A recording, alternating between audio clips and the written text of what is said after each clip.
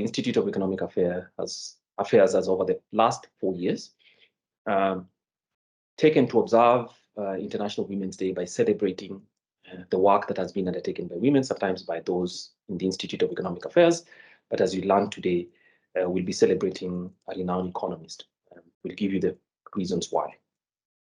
Now, the proper day for celebration would be tomorrow, which is the 8th of March in 2024. But the IEA is unable to, because we had a different event that takes us out of the office. For that reason, we've decided to bring it up forward, not only because for their convenience, but at the same time to try and steal a march when everybody else will be celebrating tomorrow. We'll have done it one day earlier, ensuring in a way that this day we celebrate International Women's Day twice, today and tomorrow. Now, because we are the Institute of Economic Affairs and we are a think tank, the way we celebrate women is, in addition to all those other roles that women play, we try to celebrate women who have work or have conducted work, are still working in areas that we understand as economists or students of economics, because they've been our educators, they've opened our minds and allowed us to get a great understanding of how the economy operates. And one of them is Claudia Goldin, who we are celebrating today. Claudia Goldin is not just an important economist, regardless of her gender, but the fact that in the year 2003, the Nobel Prize for Economics was awarded to Claudia Goldin. It was awarded to her for having advanced our understanding of women's labor market outcomes, among other things. So here is a woman, the third in a line of prizes that have been issued since 1970. And here she is just the third woman to have done that with outstanding achievements, and that's what we're celebrating today. So we celebrate this today by reiterating the Nobel Committee's finding, which is the fact that she deserved the award as a single person for having advanced our understanding of women's labor market outcomes. We understand labor markets is a big part of any economy, and therefore an understanding of labor markets expands everybody's everybody's knowledge around how economies operate and the role of women, even men, in that big abstract thing we call the economy. So today we have two colleagues, and what they'll be doing is each of them will be picking on some of the publications by Claudia Goldin, Professor Goldin, and helping us to understand by giving us basically what are the findings, what are the techniques that were applied on the one side, and trying to expand those by asking ourselves what it means for the policy space in Kenya. So we have two studies. And so the first one is basically my two colleagues are Fiona Okadia, who works in our economic regulation program, and the other is an assistant program officer, both assistant program officers, and Maureen Barasa, who's an assistant program officer in a popular economics program. So I'll allow them to each make a presentation highlighting a paper. They'll give you the rationale for that. Each of them will spend 20 minutes. And after 40 minutes, then I'll open up for a conversation and question and answers from you. And we hope that we impress you with the fact that we allow you to appreciate the great work that Goldin has done for many years, in addition to what the implications of these of our contributions are to economics. And of course, it's an ongoing contribution in the important part of labor market in general, but also women's role centrally in it. So happy Women's Day, and let's start with you, Fiona. So welcome.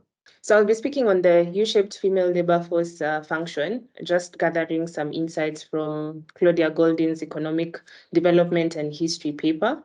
So this is Claudia, who won a Nobel Prize last year. This is Claudia, and this is the outline of my presentation. So first, it will be an introduction where I'll just speak a bit into the significance of her paper. Then we'll go into the U-shaped curve concept. Then we'll try and anchor it in terms of the relevance to Kenya. And then the fourth part will be the policy implications. And then we can conclude, and I will hand over to my colleague, Maureen.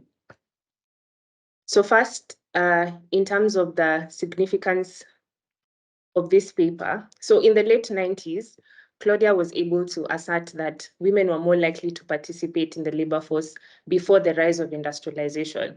So just a bit of background here, a lot of economists at that time were believing that when you look at economic growth, and that automatically meant that more women were going to participate in the labor force.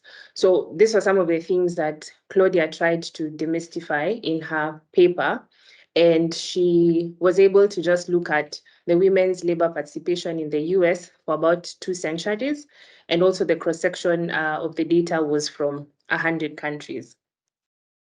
So going into what is the labor participation rate, it is just a measure that represents the percentage of the working age population that is either employed or actively seeking employment. So usually this is an indicator of the extent to which the available labor supply is in an economy.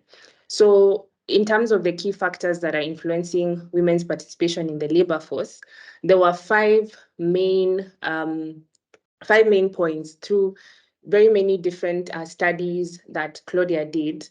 And one of them was the pill's impact. So for this one, in the late 1960s, there was the introduction of the contraceptive pill. In fact, Goldin calls it a quiet revolution in one of her papers. And she was able to demonstrate how this pill empowered women to delay childbirth and marriage, which led to them being able to choose their career choices. So just a bit of data. The median age then in the 1970s for marriage was 23, but because of this contraceptive pill, she was able to demonstrate that it moved up to 28, and this is up to like in 2023. So the next thing that she considers a factor that influenced women's participation was the earnings gap. So for this one, she explains that, despite there being progress in terms of how the labor market has benefited, the structural changes in the labor market have benefited women, there was still some pay discrimination, which increased with the growth of the service sector in the 20th century.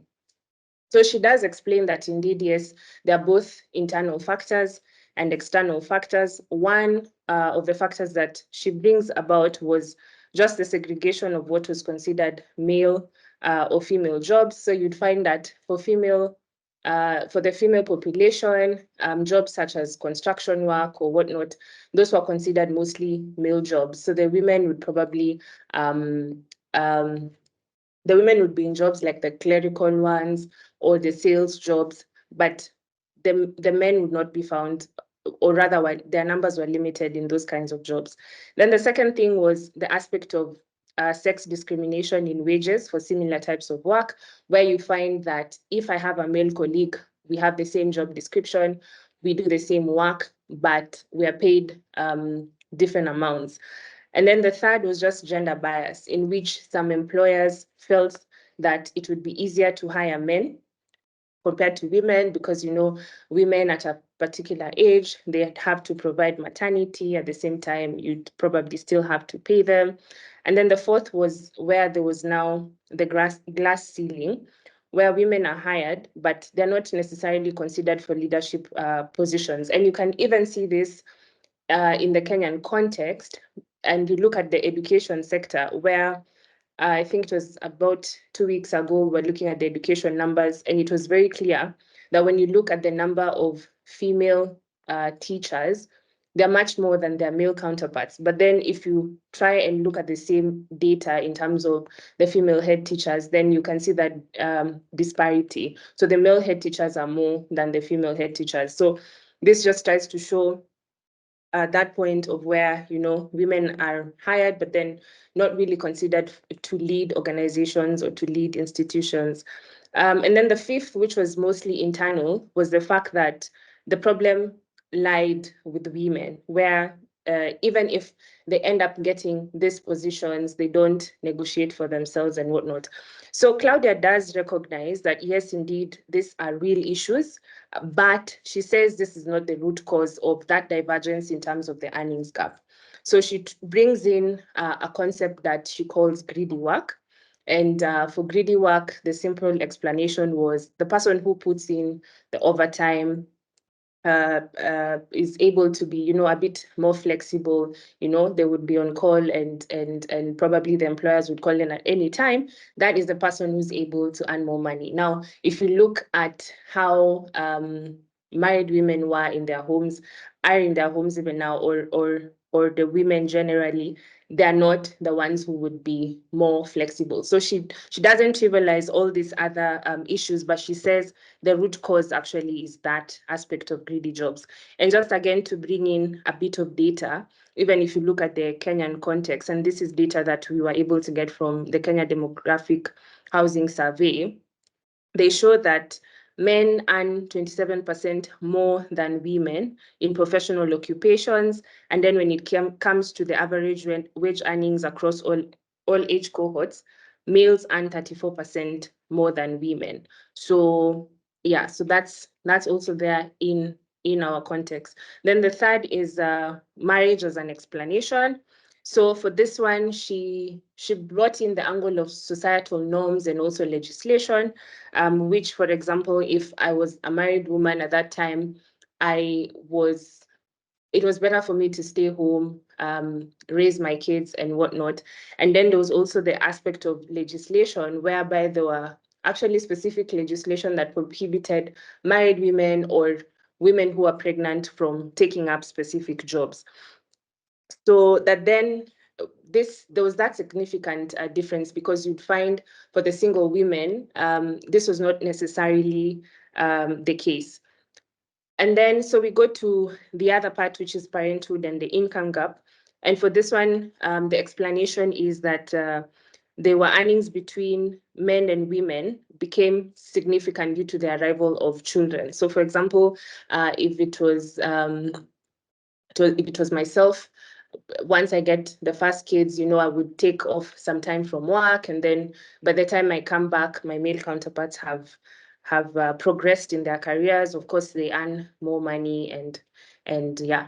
And then so the last one, which is the U-shaped concept, I will explain it using this diagram that we got from the Royal Swedish Academy of Sciences, in which she argues that when you want to look at the labor force participation, there's the first part, which is pre-industrialization, then industrialization, then the service sector. So as economists, we match 3 points here. There's the aspect of history, because it ranges from 1790 to 1970. That's about 200 years. Then there's a part of gender participation in the workforce, and specifically Claudia focused on married women who are working. So as we look at this diagram, I would invite you to look at it from the left side all the way up to the right side, as I explained. So the first part, which is the agricultural part. So when you look at very poor countries, they're in their very early levels of development in terms of technological sophistication, the market level of their incomes. So here, education really doesn't matter much, and what mostly is needed is the labor component. So in these economies, most production is done at home, and in most societies, the women would be heavily involved in, the agricultural sector. They would be mostly working on their family farm, and not a lot of them would be working in the formal employment, which would be your offices, and yeah, which would be your offices. Then now you come into the middle part, which is the down IQ part. So that's now where now the labor force participation of women now becomes a bit lower. Reason is production has moved outside their house. But at the same time, you see that there might be some sort of social restrictions in conservative societies for married women, especially married women with children. So it's easier for them to be involved at home. And she brings in the paper, a very interesting concept. She calls it the stigma effect. Yeah. So in this one, she argues that, there was that thinking in society that if you're a married woman and you're working, your man was considered lazy, especially if you're working in, say, this the construction jobs, or like the, let me say, maybe the lower jobs. So the man was considered very lazy. He can't take care of his family, and that is why the woman is working. And so because of that, you found that a lot of men preferred to just work by themselves, because that same, she was able to show that that same stigma was not faced by the women who are working in the white collar jobs in the offices, as a sales representatives, and that. So that stigma was there in that regard. Then she brings in also the aspect of, the fixed expenses of entering the paid labor market outside the home. So factors such as the transportation costs, and whatnot. So even as she argued for the conservative societies, she also brought in the aspect of religion, whereby, in certain religions, the man is the one who's supposed to work as opposed to the woman. So then the last part is the upper part. So here, education, there's the aspect of education, which now has increased, and the opportunity cost of actually not being in the workforce becomes higher and higher for women. So initially, at relatively low incomes, the ratio of male to female education is extremely high. But as these resource constraints are reduced, you find that both the male and female education actually rises, but female education ends up increasing much faster and begins to converge on those of males. So actually, when we get to the Kenyan context, you'll be able to see how this happened in 2019, and how even the female enrollment actually even supersedes that of men. So here in the upper part, you find that, some of those cultural issues that were there before, they start to change, so that now there's some sort of facilitation of women who are moving into the labor force. You find that there are smaller family sizes, and the need to have women at home is becoming less and less and less. So we go to now the Kenyan context. So in this one, what we did is we used the lens and methodology of Goldin's finding to the Kenyan context. And as you can see here, around, say, the 2007 all the way up to 2018, there was a bit of gap. But in 2019, back to the point that I was arguing for the upper part, now both male and female, now the female education has increased much faster than the male's education. And now you can see they converged at in 2019, and up all the way up to now in 2022. It seems that the enrollment of secondary education in Kenya, when it comes to the girls, has superseded that of the boys. So actually, there's a part I forgot. The reason why some of the data points that we picked are also similar data points that she had argued for in her paper. And one of the things that she indeed looked at was the secondary school enrollment by gender. Then the next part here is now education attainment by men and women by age characteristics. So from 2002 all the way up to 2022, when you look at the age group of 15 to 19, you can see that the education attainment of the female segment is much higher than that of men. But from age 20 all the way up to 49, for all the years, the male education attainment is much, much higher than that of females. So for this one of the reasons that this is the case is because of the types of policies that the Kenyan government has employed in the education sector. So if you remember about the free primary education, it led to an influx in terms of the number of children who joined school. So at that time, then a lot of girls were also able to join. And I want to merge this specific table, to just put it in mind, with so this one is just showing the more than secondary school education, which is more or less the same of what is happening. 15 to 19, females is higher, but as you continue and progress age-wise, you find that the males is higher. But because of that, sorry, I think there's a problem.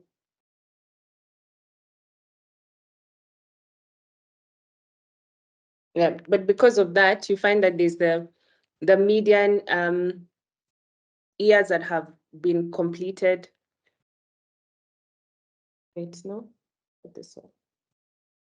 Okay, yeah, all right. So the median years that have been completed by both female and male counterparts, that's also higher. That's also higher when it comes to the female side than the male side. So the thing is, the implications for this, there are certain implications that will be there in Kenya's labor force market, because when you have more women educated, more of them being able to move into the labor market, that will change that landscape to some extent, so that now you have more males who are being employed. That will definitely change. Then just going to tie this back with what Goldin was arguing, when you have that, of course, there'll be the aspect whereby the earnings gap will decrease as more and more women, of course, enter the labor force. So I guess some of those issues that we're looking at, where employers probably feel gender biased and they want to hire more women, would not be the case. Or in the event that they're discriminated, maybe they feel they didn't negotiate more for their salaries and whatnot, all that will end. And then the second thing as well that you will see in the social aspect is that the median age of women who are getting married definitely will go up. So just to take us back, remember Goldin was arguing that it increased from 23 to 28. So it's very possible that we will see an increase to 31. And then there is the aspect whereby the use of contraceptive pills will also increase, because now women are able to plan their families more, and definitely fertility rates will decrease. So this is the percentage of female and male population by age characteristics employed in the last 12 months. Now here you see a very big difference in terms of when it comes to, say, let me pick which one? Let me pick 25 to 29, right? So whereby even all the years you find that in 2023, 65% of the women were employed compared to 87% of the males. 66% were employed compared to 97 in the preceding years, and so on and so forth. So that still, it seems like from these figures that the males are being employed more than the females. So just back to what I was arguing in terms of definitely, if because of education and more of our girls are employed, so definitely we will see some sort of change in terms of Kenya's labor sector. So yeah, so you can see that connected thinking, whereby Goldin starts by giving us numbers and just starting from the education sector. Then where now she's arguing for human capital development, and then how that will lead to the employment of women, and then now coming to just show us the employment numbers. So education matters, because even if you look at the Kenyan context, it's the largest sector in which government spends a lot of resources. So if I can just give a bit of figures, you look at TSC's budget, which in the last financial year, which was 2023-24, it's increased from 343 billion to 300 billion in the previous year. In the education sector, now we're spending about 689 billion, which again is an increment. You look at even the number of people in the population who are able to access this one single government public service, which is about 14.2 million kids who wake up every day and they go to school. And you look at the numbers in the universities, which is about 563,000. And I could go on and on in terms of even the number of schools that are in the country. So therefore, then the question is, what is the policy implication of this? So that if we understand that that these gender differences in Kenya's labor markets today are caused by certain factors, and Goldin is also arguing that education enables us to put more and more women into the labor space, then we can now employ government to finance and plan for free secondary education. It's extremely crucial. And again, the numbers show you that, if you look at primary education completion rates, it's as high as 98%. Yet the same, when you look at it in the secondary school education, it's 44%. So all this have a connection in terms of the human development aspect. And so if we can be able to increase secondary school completion rates, ensure that more and more, more and more boys and girls actually join school. I think yeah. So yeah, that's where my presentation ends. Thanks for listening. All right. Thanks, Fiona. Let me just try a 2-second summary 2-minute summary as my second colleague prepares. Now, remember the function. Our purpose today is basically to pick out an outstanding scholar on economics, history and labor economics, and then to show what the significance of that work is, and try and extract from it insights about what it informs us about Kenya's situation on women's labor market outcomes at the same time as education, and how that change has affected education, but also human capital development. Among the things that are important is extracting from 100 countries, more than 100 countries.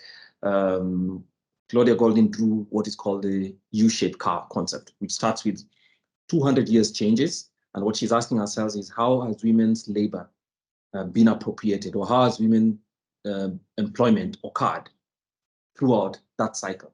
And you can see that it changes quite a bit with the structure of the economy. At the agrarian part, women had a lot of participation, almost equal to men, because it's mostly labor, it's homestead and subsistence. And then as the economies change towards manufacturing, we see less of women's participation related to men in the labor market. And that also was a major driver of differences in income, because as men went from agriculture, which was low paying, towards a higher value product, such as industry, they extracted more value relative to men. So you can see married women in work reduce as men take over most of the work.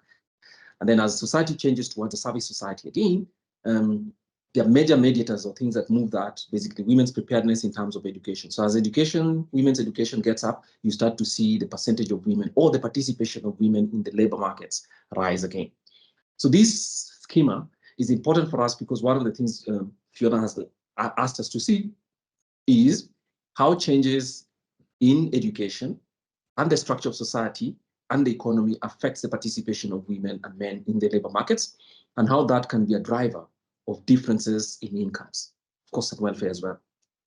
So that's one historical thing. So that's the U-shaped curve concept. And you can see that it's actually a very, very dominant a dominant scheme that actually even applies to Kenya today.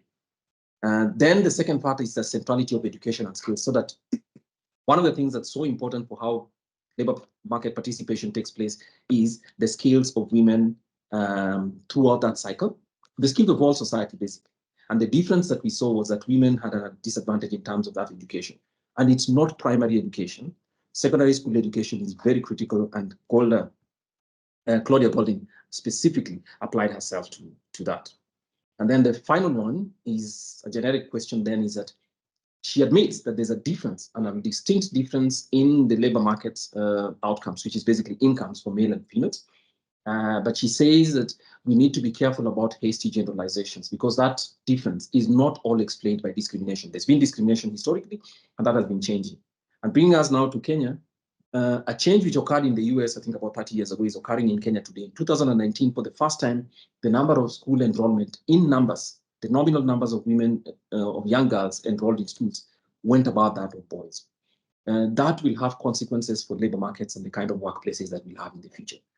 But I think it's also important because as you close that curve, it also tells us where society should actually invest, or whether Kenya and the state should invest resources. And education is going to become an imperative. Why?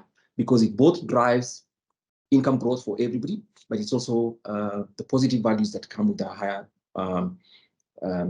higher human capital capability, which has also been shown in terms of more secondary school education. So the demand for secondary education, the percentage of female population has changed, while the share of the population that has formal qualifications is high, is low, but at the primary school, at the 15 to 19%, 15 to 19 age, which you see in this chart 10, or rather slide 10, that's where women have actually started to. There's a higher share of women than men in employment in the last 12 months. So that means that there's a certain pattern or let me say there's a certain trend that started in 2019. You don't see it. So the difference, the big gap in literacy, secondary school attainment between women and men, that has favored men for a long time, at the age of 15 to 19, taking 2019 data, so that will be between 17 to 21 for today, actually women have caught up and are slightly ahead, telling us that there's literacy question for both men and women is important, but also centralizes the place of primary education, secondary education, because all these look like the consolidation of pre-primary education, and now the significance of secondary education is just going to come to the fore. That's my little summary. I know you have questions. Let's go to the second presentation, which will be by my colleague, Maureen Barasa. So Maureen, please go ahead with the presentation, and then we'll come to, you have 20 minutes, then we'll come back for the question and answers. And I'll be taking you through the second part of the presentation, which is cliometrics and the Nobel. As it has been elated before, we are looking at some of the work by Claudia Goldin, and she did a paper on cliometrics and the Nobel, and I'll be taking you through this. This is just a screenshot from the paper that Claudia did on cliometrics and the Nobel, and yeah, so this is the outline. I'll be taking you through the background, the introduction, and an analysis from the birth of the new economic history, early work on transportation, the economic impact of slavery, later publications. All these are some of the works that were done by Nobel Prize winners, that is Robert Fogel and someone named North, and she just did an analysis of this, and she gave out her findings, which we'll see later on in the future slides. And then we look at how it applies to the Kenyan context and the policy implications of cliometrics, and finally the conclusion. Okay, before we go ahead, I'd like to provide a definition of cliometrics as stated in the paper. Claudia Goldin describes cliometrics as the use of economic theory and quantitative methods to describe economic history. And she states that history is important because it's risky to base conclusions on current phenomena. It's hard to come up with, basically she's trying to explain that it's hard to come up with policy and economic decision using short-term data, and that's why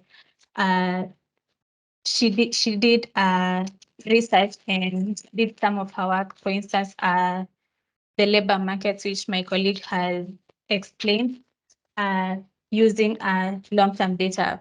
For instance, the 200 years from 1970 all the way to from 1780 all the way to 1970. Those are 200 years.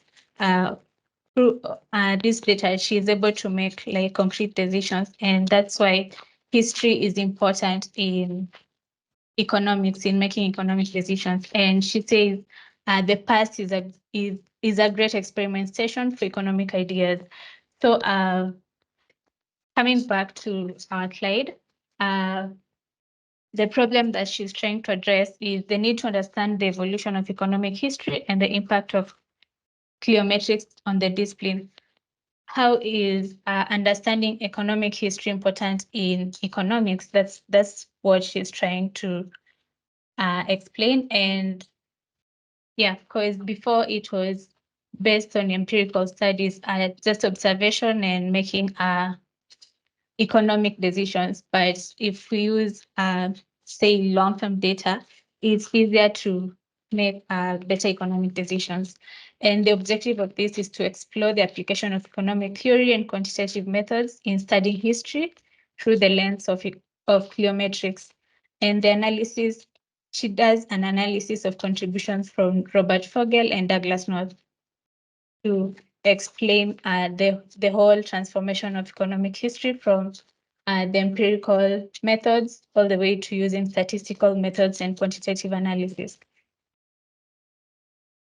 So for the introduction, the Nobel Prize was awarded to Robert Fogel and Douglas North on their work on renewed research in economic history. That was in October 1993. And these are not the first people who used economic history to come up with, to debunk some empirical data. So an economist such as Milton Friedman used history to explain, to understand money.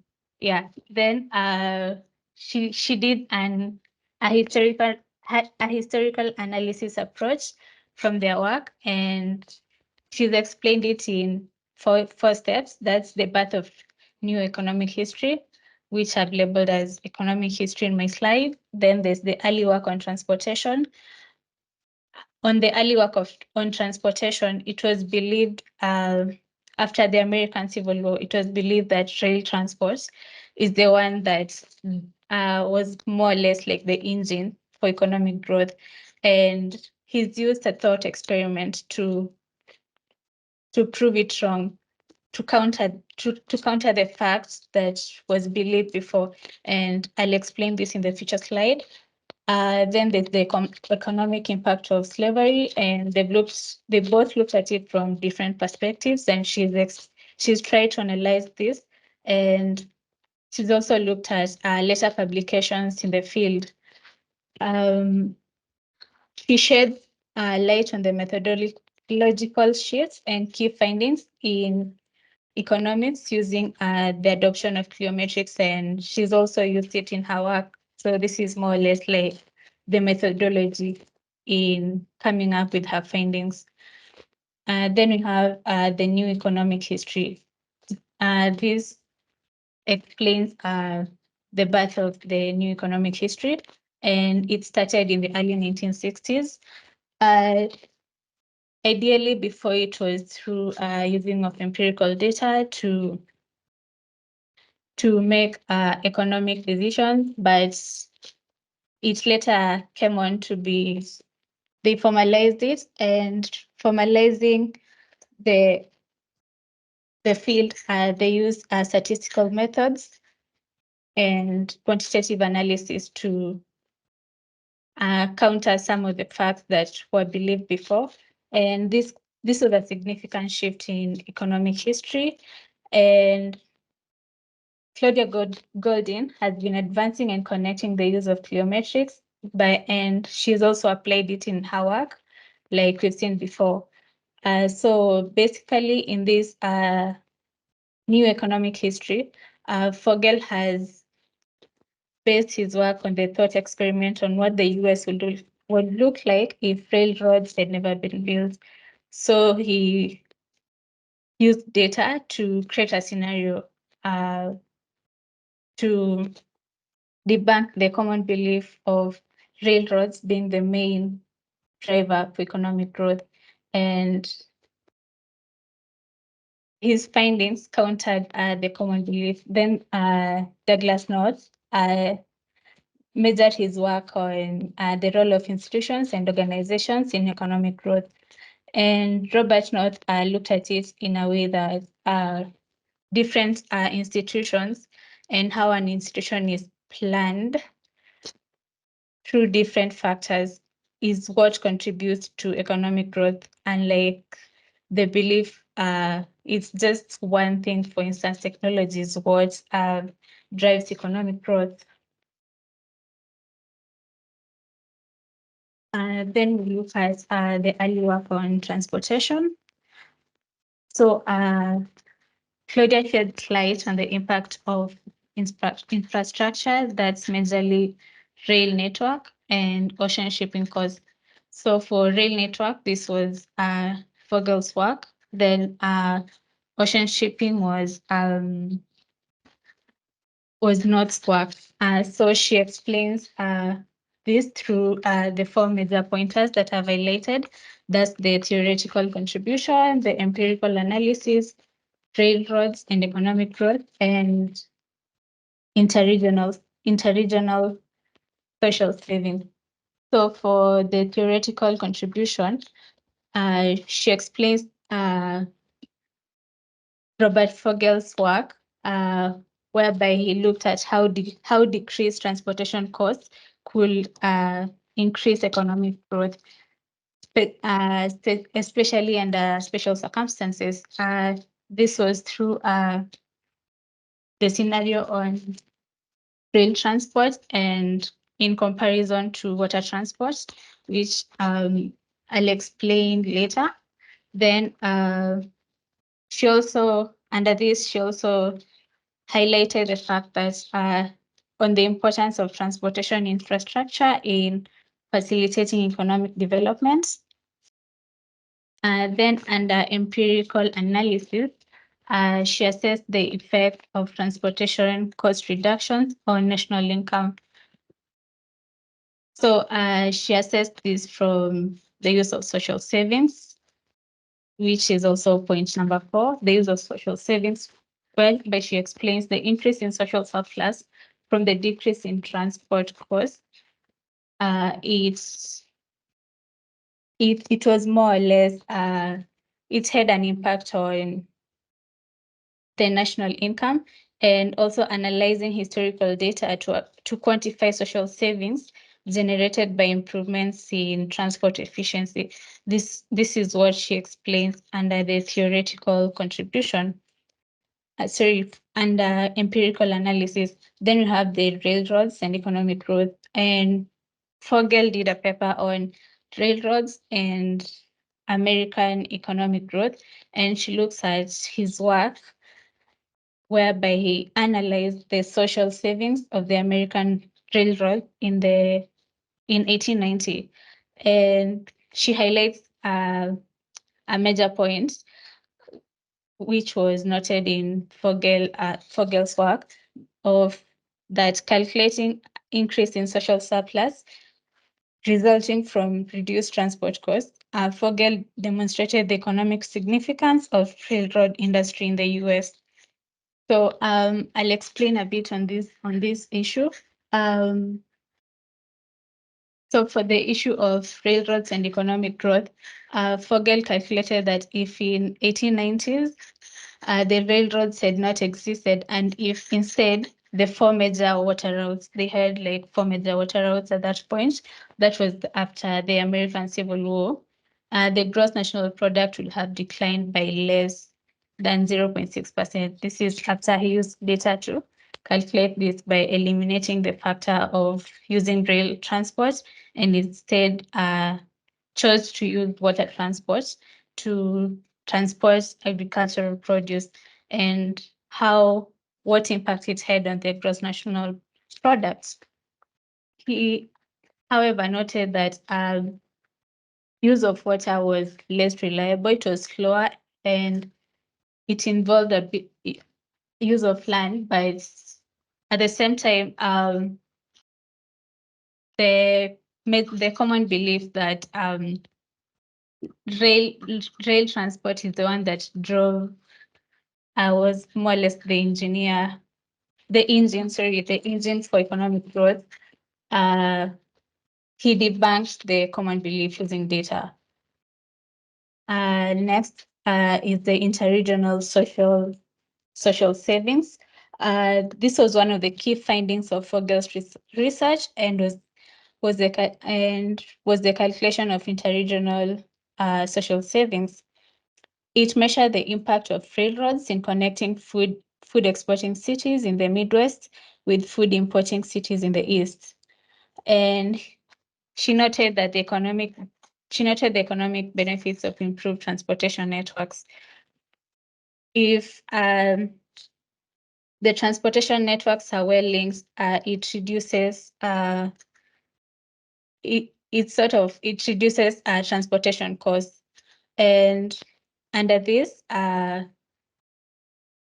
by contribution from both Vogel and North, the findings were growth occurs because a particular sector takes off. He debunked this by saying that growth does not solely depend on a specific sector, and North noted that a larger set of changes across many sectors, like many institutions, a conglomeration of different sectors coming together to contribute to economic growth. It's not only, say, infrastructure or maybe agriculture or manufacturing or service sectors are the only ones that contribute to economic growth. It's all these institutions working together to contribute to economic growth. Then the economic impact of slavery, both of them did different work on the economic impact of slavery from the 1860s to the 1880s. And this is what they did after the American Civil War. And the first one that we'll work with from Claudia's analysis on cliometrics and the Nobel.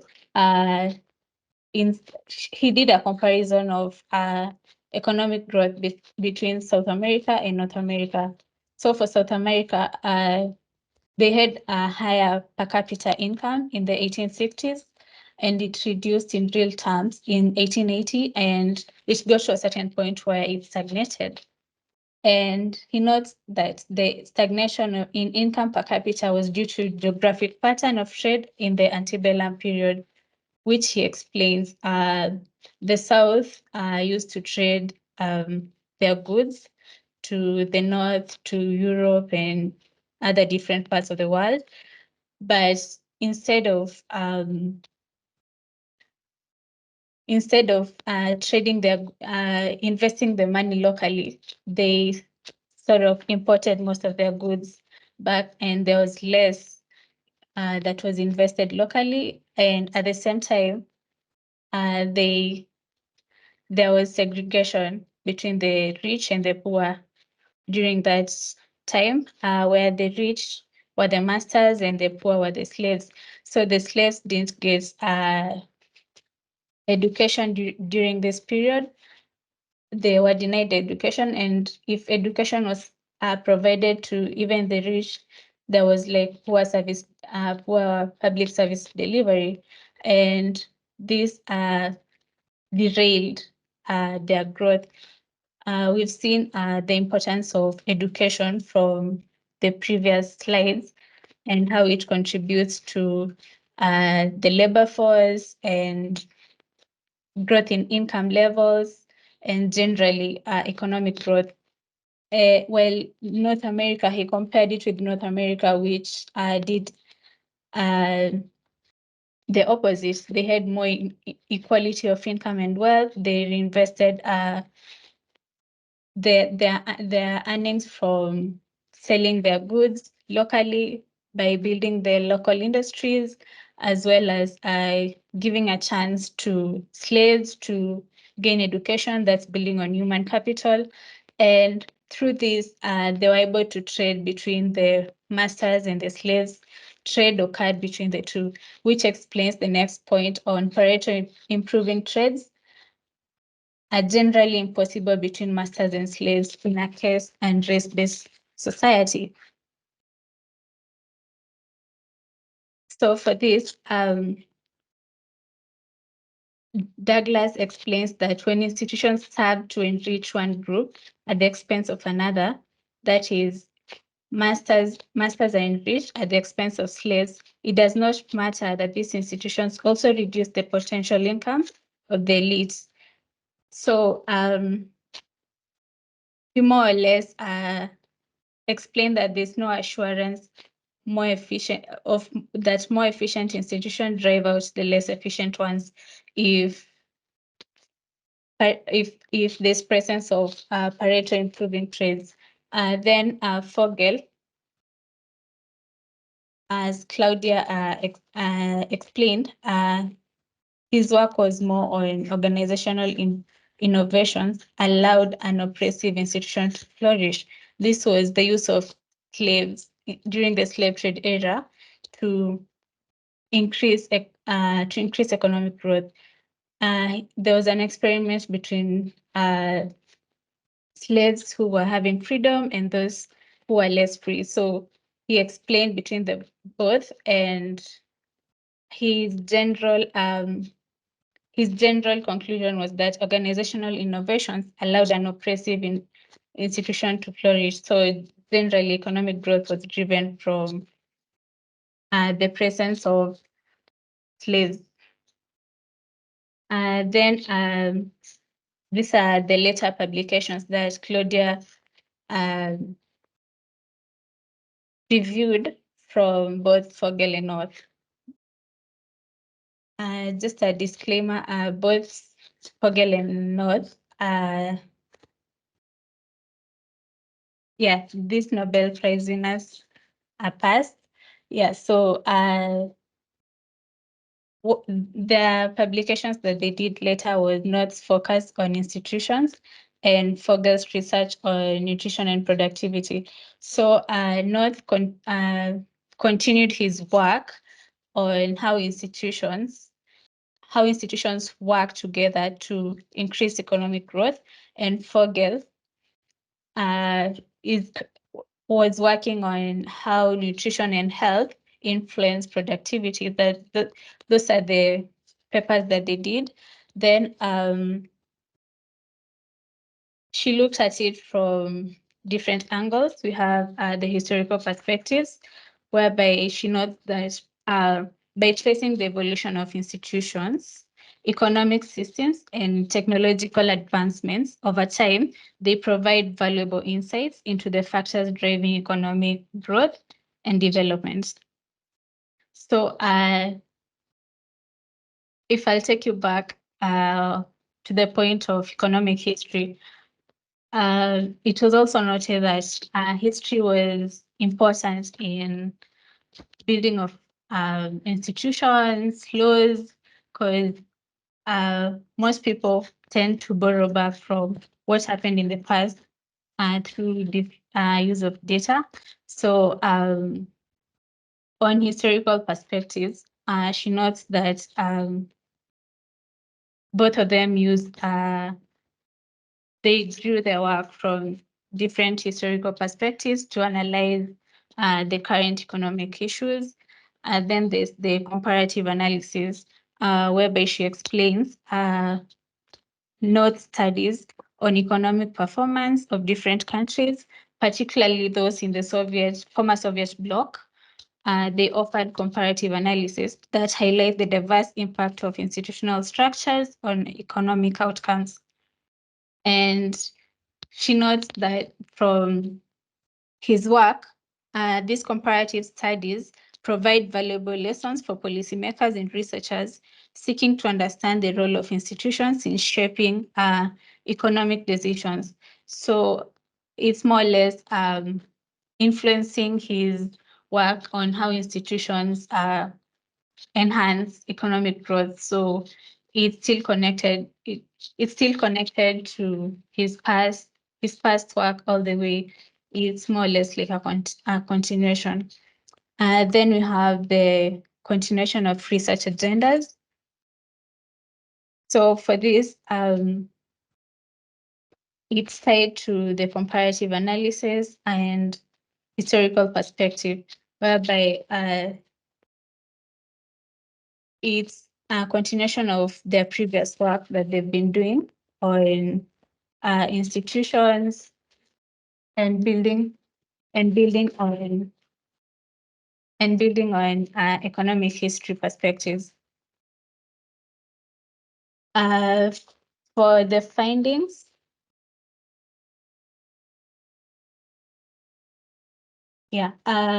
these are the findings from Claudia's paper on cliometrics and the Nobel. She explains that the revolutionary impacts of cliometrics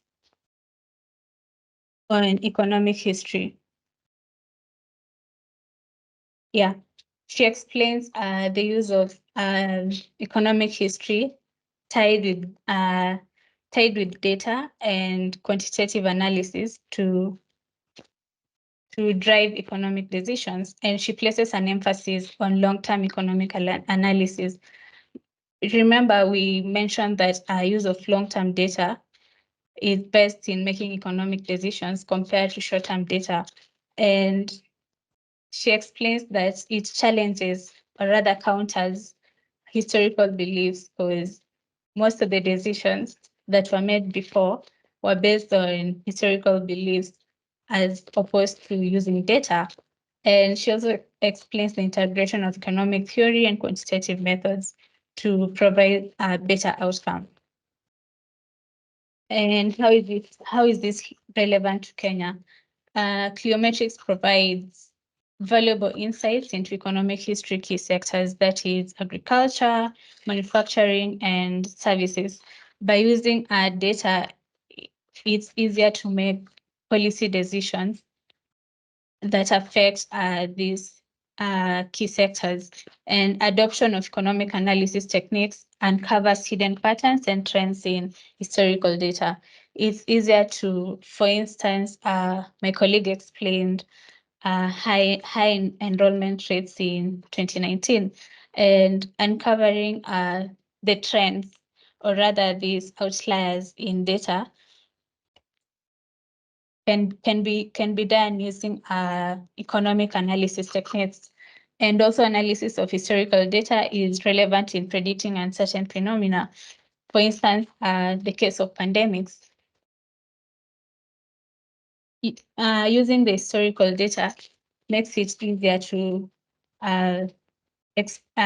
predict and also make policy decisions tied to the same. And for the policy implications of cliometrics, utilizing economic theory and quantitative methods, policymakers can make more informed decisions based on historical evidence and long-term economic trends through the historical insights, and they can be able to make to formulate policies around the same. And also human capital investment. We've seen how important education is, also because of the positive externalities, among other things, in building income and economic growth, and the comparative analysis that we've seen from Douglas North work, and also data-driven decision making. It's important to use data for policymakers to make decisions. For instance, increase in taxes, deciding the tax brackets, among other things. So that's the end of my presentation. Thank you. All right. So thanks a lot, Maureen. So yes, we've had almost 45 minutes of presentation. I think we should open this up to discussion. But let me say this thing. The first presentation was just basically focusing on a paper or a series, consolidating a series of papers and work on women's labor market participation, a historical approach, covering labor market outcomes between women and men, and what facts explain that change over time. In the second part, basically, my colleague Maureen has talked to us about cliometrics. Now, let's understand cliometrics as a methodology for knocking historical facts against economic analysis to extract views that actually are valid. And she says correctly that Claudia Goldin's reason for wading into these waters was because of two earlier Nobel winners, so people who preceded as Nobel winners, and they won the Nobel. And among the things that they demonstrated was they applied economics techniques and synthesis methods to historical data, and the conclusions that they reached were very different from what common narrative stated. For that reason, that methodology started to be questioned. And so Claudia Goldin, being a responsible academic, went back to that paper and asked herself, okay, this is a series of papers. These gentlemen, Robert Fogel on one side, and Robert Fogel and Douglas North both received the Nobel Prize in Economics in 1993.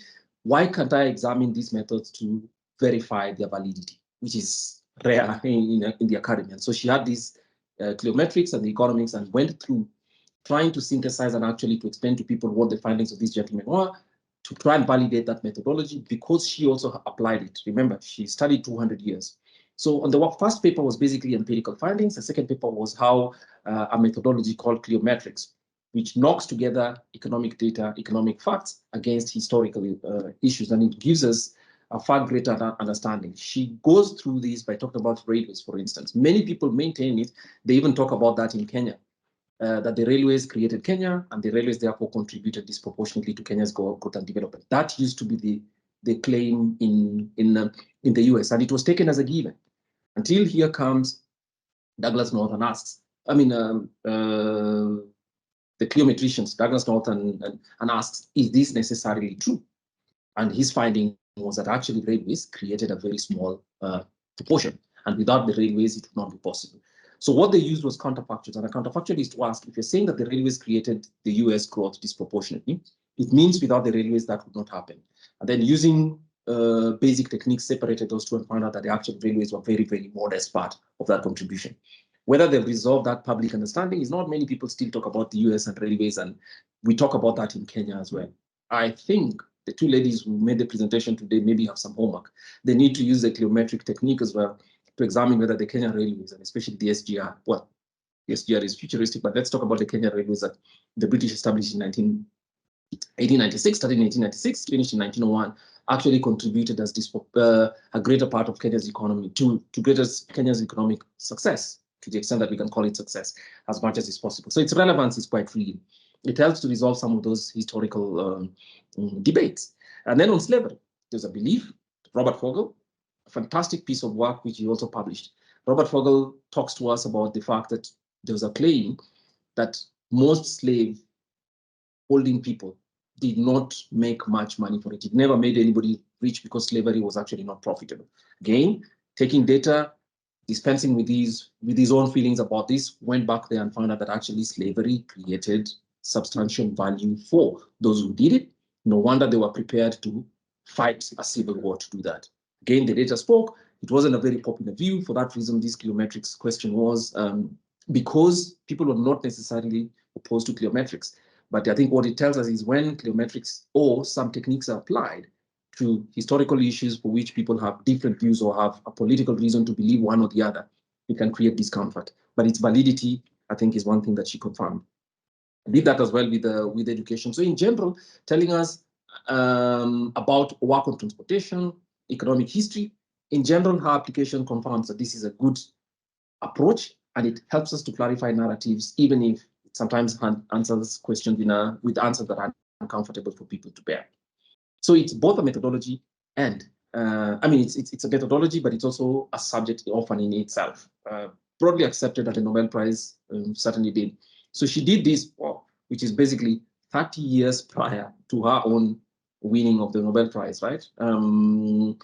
Which tells you that she's doing this work and slogging for a very, very long time. And I think that proves that she's worth her time. Remember, the reason we are doing this was actually to preface, or rather, to celebrate Claudia Goldin's work in economics, studying important things, but not only studying important things and coming with conclusions, asking ourselves what are the implications, but that she was also part of developing a methodology to expand the power of economics thinking and the power of economics explanations. Ladies and gentlemen, I'll open up this now to any questions that you might have. Please type them in the chat box, but if you want to, if you wish to, please raise your hand using the menu bar at the top, which allows you to raise your hand. I'll point out to you, and then of course you will be unmuted and allowed to ask the question so that my colleagues can respond to it.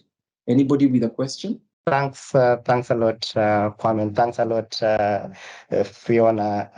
I think for me, this is a very interesting conversation. Mine is not necessarily a question, but more so like a contribution. So I think first to appreciate the fact that Claudia's work has been quite instrumental within labor economics. But I think for me, looking more particularly within the Kenyan context, and also sharing some of the research that as an economist I've also done. So I did publish a paper around what is the role of education as an efficient tool to reduce gender inequalities in the labor market. So one of the things that we found in the paper, and I'm happy to share the paper since it's published under the African Development Review, is that in as much as education does improve women's prospects in the labor force, one interesting factor that we realized as we dug through looking at the data was that education improves women participation in the labor market, but if you look at sector-specific areas, is that educated women are more likely to participate in informal and public sector. What was interesting is the more a woman is educated, the less likely is able to participate in the private sector. This doesn't necessarily mean there is discrimination, but it could also imply that the supply and demand issue. From a supply perspective, it could be the role of women they play at household level, and the nature of private sector jobs being intense, being contractual, and not necessarily favoring women within that particular context. But also from the private sector's perspective and employers, it could be that they do prefer to employ, not to necessarily employ women due to other factors, including the motherhood penalty. So I guess for me is, as we also look around the issue of gender inequalities in the labor market, I guess to reduce that gender inequality, there will be need for more policy action beyond just looking at human capital formation, but also looking at other issues from the demand side area. I think for me, that would be another critical area if we are serious around reducing the gender inequalities within the labor market. And also just saying this in cognizant of the fact that women labor force participation is influenced by a lot of factors. I think intimate partner violence plays a critical role. I think going back to the presentation that was done around also the motherhood penalty.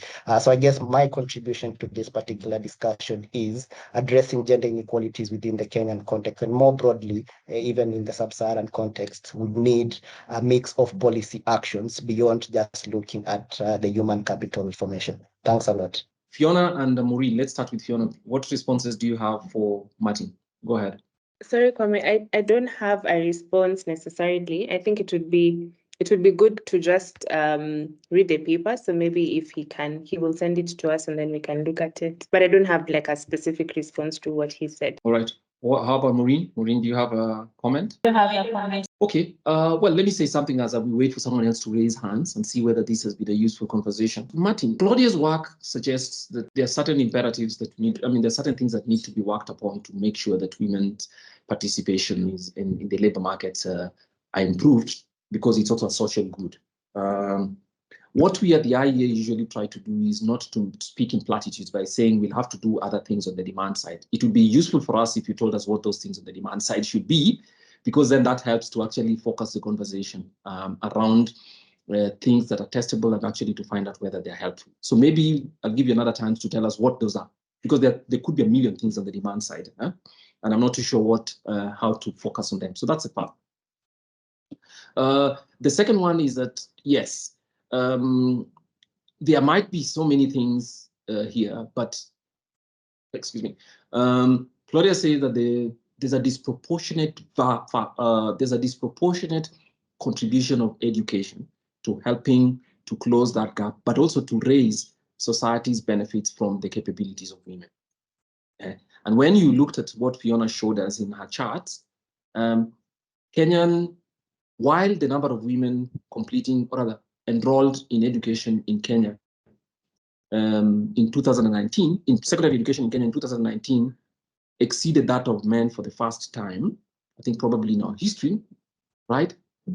Both numbers, in other words, school attainment, high school attainment in Kenya is still very low.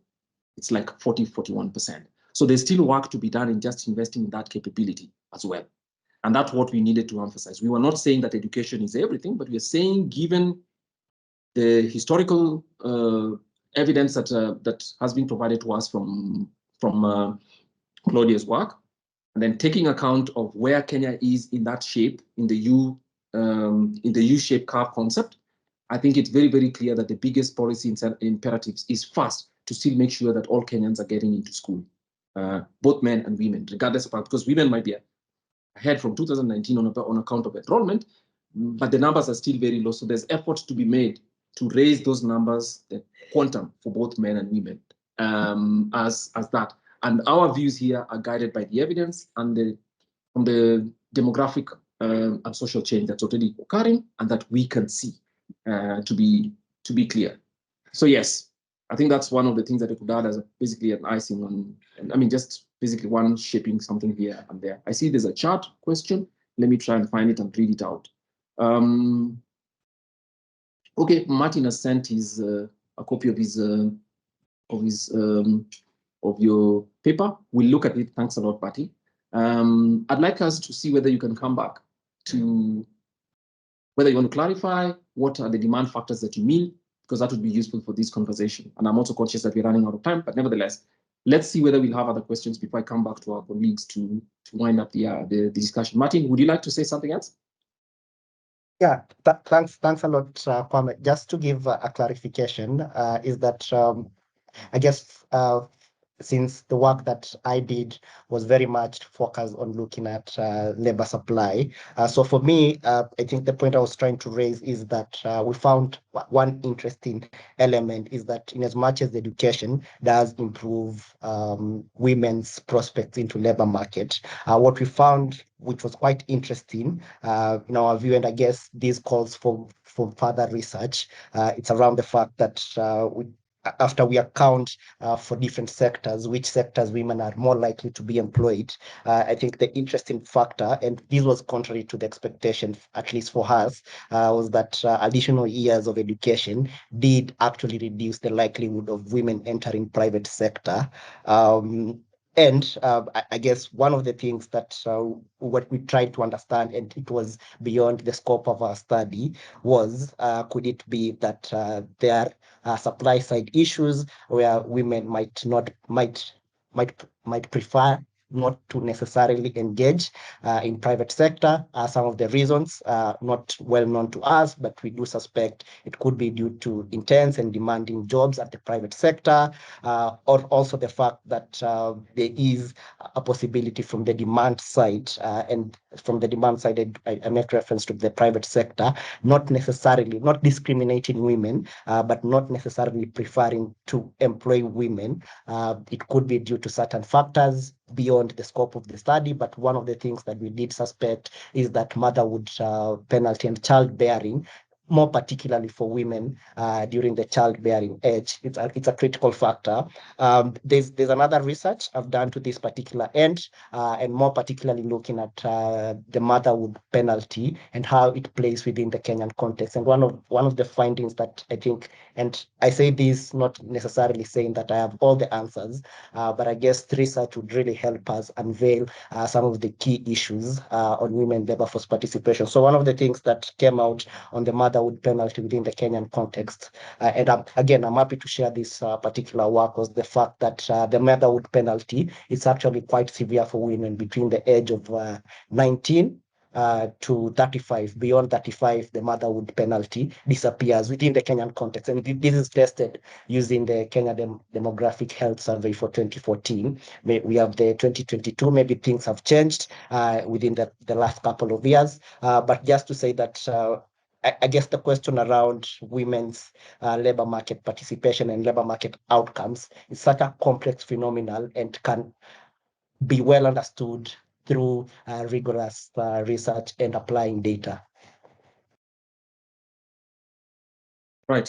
Thanks a lot. Yes, I mean that's clear now, and thanks for sending all these. Yes, it's obviously certainly a phenomenon that requires data, and so yes, I think the tenure of the discussions that we've had is that we should avoid hasty generalizations about what we make claims until we have applied a rigorous methodology to do that. Yes, the penalty is. I've read a summary of your study as well, and it tells us yes that there's a motherhood penalty. You also show that.